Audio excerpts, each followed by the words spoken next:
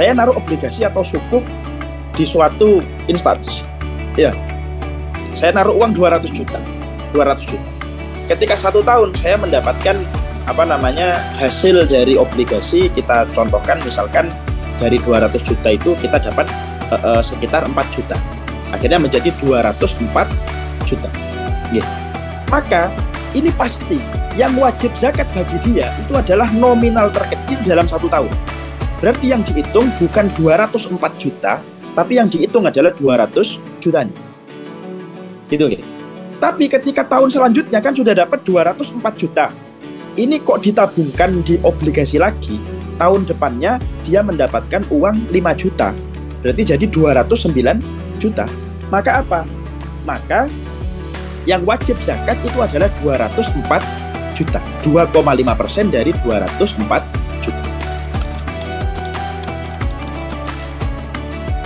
Jadi sesuatu yang tradisi yang baik, maka itu harus kita teruskan.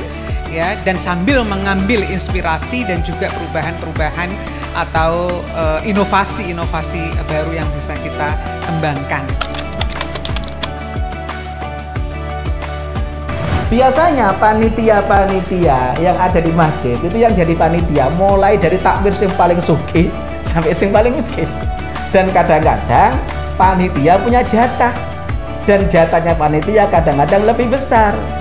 Masalahnya adalah kalau dia amil meskipun kaya, dia berhak atas nama amil. Tapi kalau panitia karena bukan amil,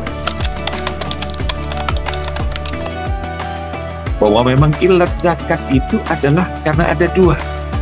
Satu karena ghina, karena orang itu kaya. Sebagaimana disebutkan dalam hadis Rasulullah SAW tadi ya, bahwa memang zakat infak sedekah itu harus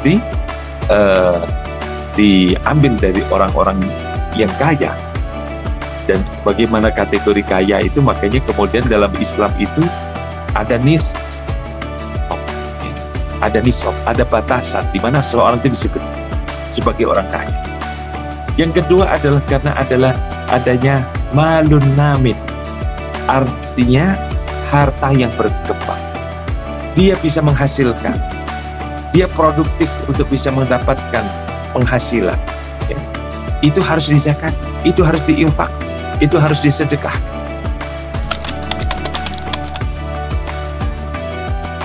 Sebesar apapun ibadah yang kita lakukan, kalau tujuannya adalah untuk mendapatkan pujian, mendapatkan pengakuan dari orang lain, maka ibadah kita tidak akan ada nilainya.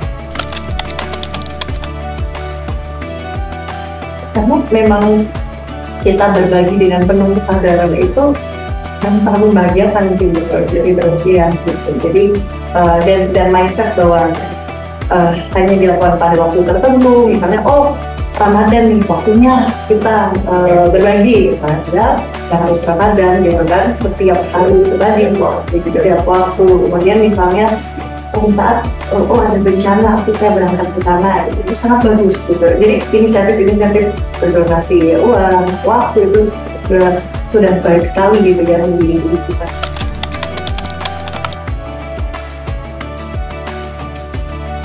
Dengan zakat, orang yang lemah itu sedikit meningkat terus. Kalau dia ekonominya ini sejahtera, kemakmuran ini kesenjangannya tidak terlalu timpang, maka kemungkinan kriminalitas, pencurian, perampokan dan lain sebagainya insya Allah akan terhindarkan.